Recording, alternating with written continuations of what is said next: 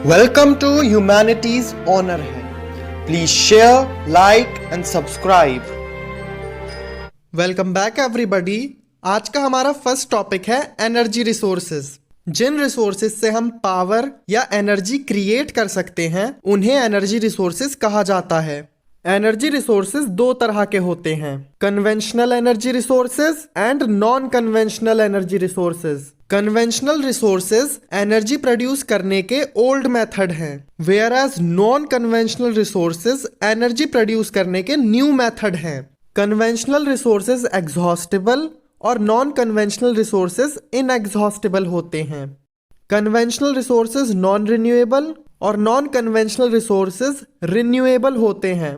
Conventional resources unequally distributed होते हैं, मतलब किसी एरिया में ये रिसोर्सेज ज्यादा मिलेंगे और किसी एरिया में कम।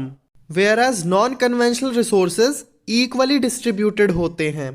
कन्वेंशनल रिसोर्सेज एनवायरनमेंट को पल्यूट करते हैं, लेकिन non conventional resources environment friendly हैं क्योंकि ये एनवायरनमेंट को पल्यूट नहीं करते।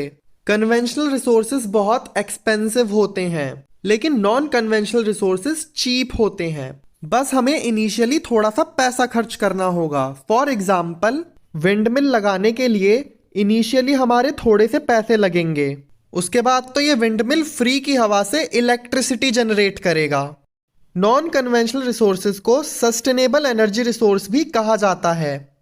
कन्वेंशनल सोर्स के एग्जाम्पल हैं कोल, पेट्रोलियम, नेचुरल गैस और न्यूक्लियर एनर्जी। और कन्वेंशनल रिसोर्सेज के एग्जाम्पल हैं solar energy, wind energy, tidal and wave energy, geothermal energy और बायो एनर्जी। इस वीडियो में हम कन्वेंशनल सोर्स ऑफ एनर्जी को डिस्कस करेंगे और नॉन कन्वेंशनल रिसोर्सेज को नेक्स्ट एपिसोड में डिस्कस करेंगे। लेकिन उससे पहले ये जान लो कि कोल, पेट्रोलियम और नेचुरल गैस ये तीनों ऑर्गेनिक मिनरल्स हैं क्योंकि ये डेड प्लांट और एनिमल से बने हैं। ऑर्गेनिक मिनरल को फॉसल फ्यूल या मिनरल फ्यूल भी कहा जाता है क्योंकि इनसे हम एनर्जी या पावर को प्रोड्यूस कर सकते हैं। चलो तो अब एक एक करके इन्हें डिस्कस करना शुरू करते हैं। नंबर 1, कोल। कोल से थर्मल पावर बनाई जाती है, मतलब हीट एनर्जी को इलेक्ट्रिकल एनर्जी में कन्वर्ट किया जाता है। एक बार प्रोसेस को समझते हैं।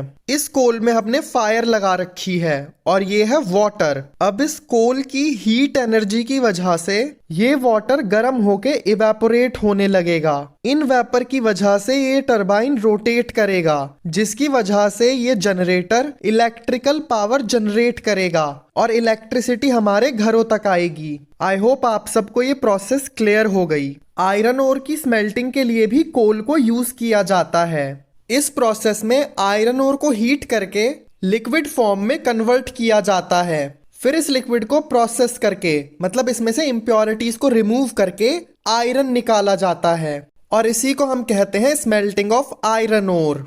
अब तुम मुझे कमेंट सेक्शन में ये बताना कि अगर हम आयरन के साथ मैग्नीज को मिक्स कर दें तो कौन सा अलॉय बनेगा। अब हम कोल फॉर्मेशन और कोल के डिफरेंट टाइप्स को स्टडी करेंगे। कोल बनाने के लिए प्लांट और एनिमल को जमीन के नीचे बरी किया जाएगा।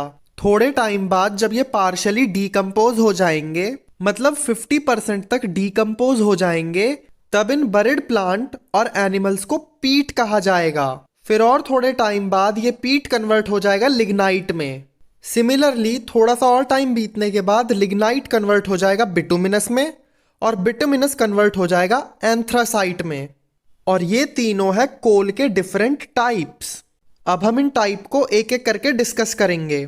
लिग्नाइट होता है सबसे लोवेस्ट क्वालिटी का कोल क्योंकि इसे बर्न करने पर लो हीट प्रोड्यूस होती है। इसे ऐसे याद कर लेना, L से लिग्नाइट और L से लो क्वालिटी।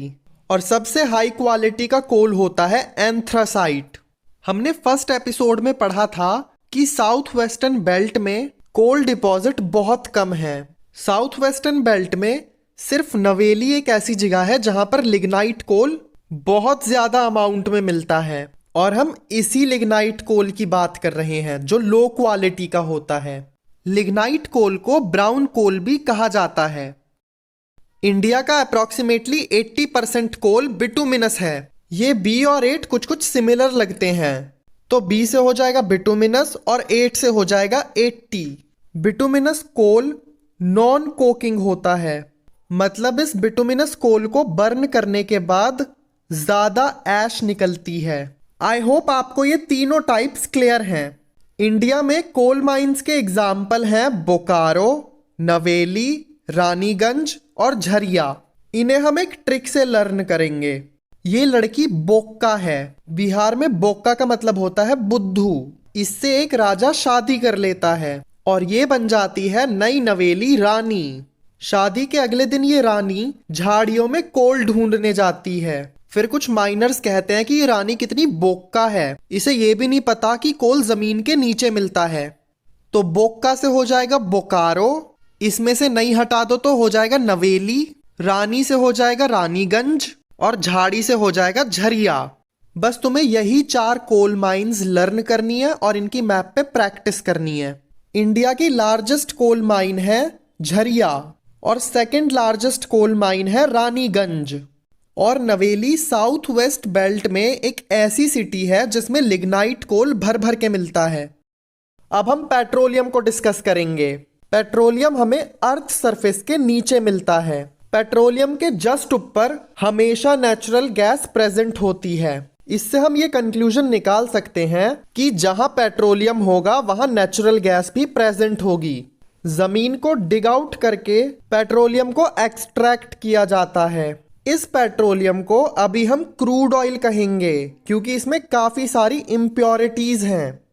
इस क्रूड ऑयल की इम्प्योरिटीज को रिफाइनरी में रिमूव किया जाता है।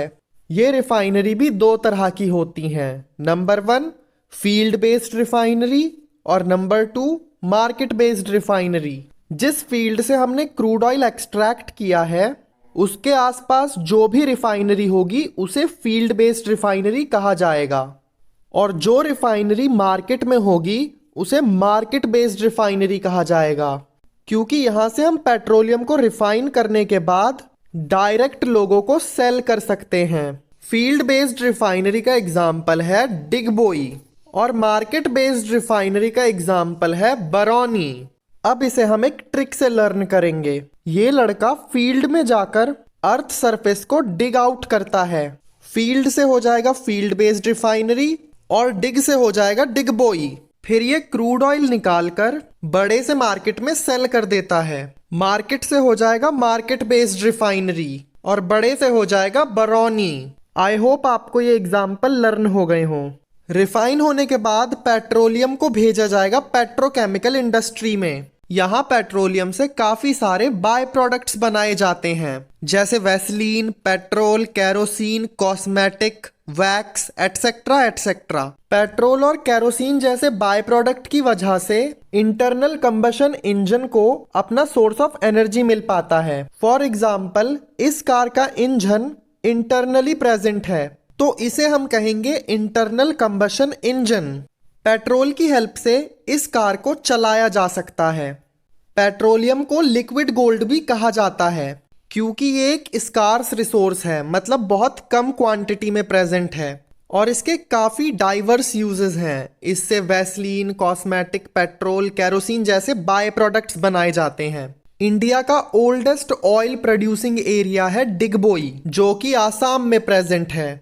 1956 में ONGC को स्टैब्लिश किया जाता है। इसकी फुल फॉर्म है oil and natural gas commission. ONGC का काम है जमीन को डिग आउट करके पेट्रोलियम और नेचुरल गैस को एक्सट्रैक्ट करना।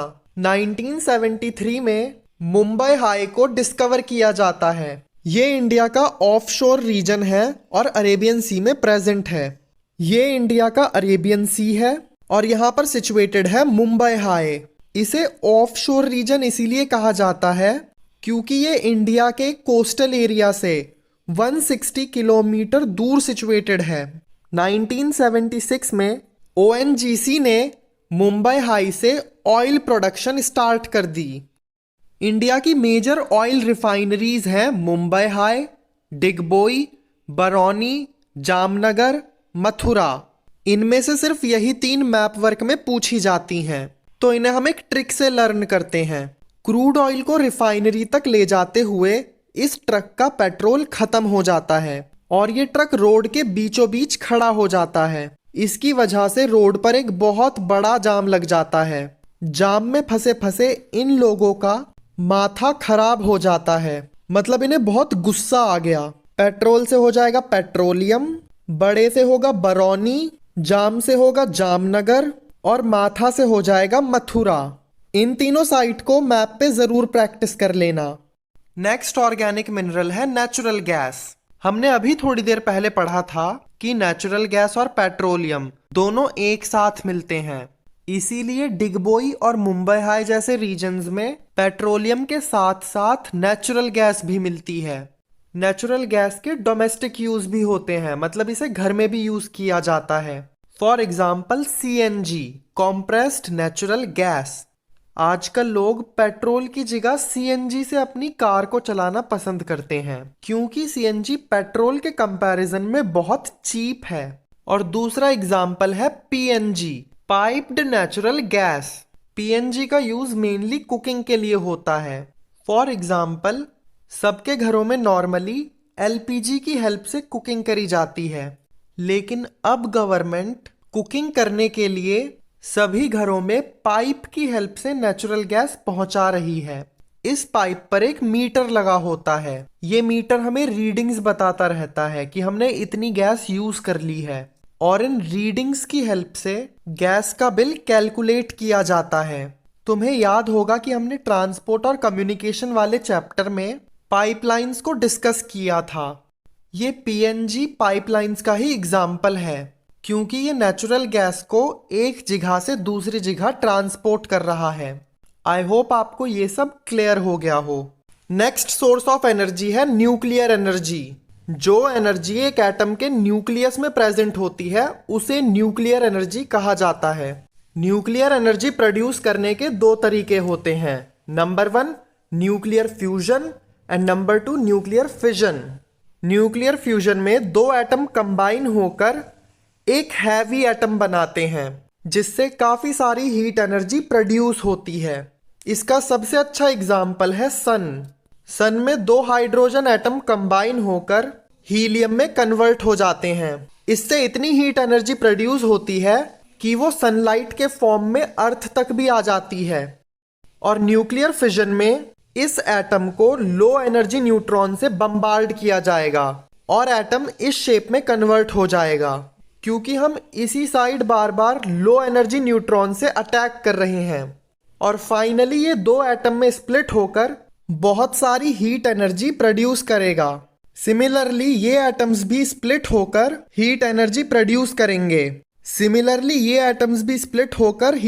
प्रोड्यूस करेंगे और ये प्रोसेस चलता जाएगा। इसे बहुत ही केयरफुली कंट्रोल किया जाता है, अदरवाइज ये न्यूक्लियर बम की तरह ब्लास्ट हो जाएगा। न्यूक्लियर एनर्जी प्रोड्यूस करने के लिए यूरेनियम और थोरियम के एटम्स को यूज किया जाता है। हमने ये ऑलरेडी पढ़ा हुआ है कि मोनाजाइट एक ओर है जिसे प्रोसेस करके थोरियम मिलता है। ये मोनाजाइट ओर केरला के बीच पर मिलता है। वर्ल्ड में सबसे ज्यादा मोनाजाइट केरला के पलक्कड़ और कोलम डिस्ट्रिक्ट में मिलता है। इसे PK से लर्न कर लेना। P से हो जाएगा पलक्कड़ और K से हो जाएगा कोलम। न्यूक्लियर एनर्जी को एटॉमिक एनर्जी भी कहा जाता है। 1948 में एटॉमिक एनर्जी कमीशन को बनाया जाता है और इसके हेडक्वार्टर महाराष्ट्र में है। 1954 में ये commission atomic energy institute of Trombay को बनाती है। ये भी महाराष्ट्र में लोकेटेड है। फिर 1967 में इसका नाम चेंज करके भाभा एटॉमिक रिसर्च सेंटर रख दिया, जो कि महाराष्ट्र में ही है। इंस्टीट्यूट का सिर्फ नाम चेंज हुआ है, लोकेशन चेंज नहीं हुई। इन इंस्टीट्यूट में न्यूक्लियर एनर्जी से रिलेटेड काफी सारी रिसर्च और डेवलपमेंट करी जाती है और ये कमीशन इन इंस्टीट्यूट के ऊपर नजर रखती है ताकि ये इंस्टीट्यूट सभी रूल्स और रेगुलेशन को फॉलो करें। तारापुर, जो कि अगेन महाराष्ट्र में है, वहां इंडिया का फर्स्ट एटॉमिक पावर स्टेशन बनाया गया था, जिसका नाम है तारापुर एटॉमिक पावर स्टेशन। अब हम इस एटॉमिक पावर स्टेशन की वर्किंग समझेंगे।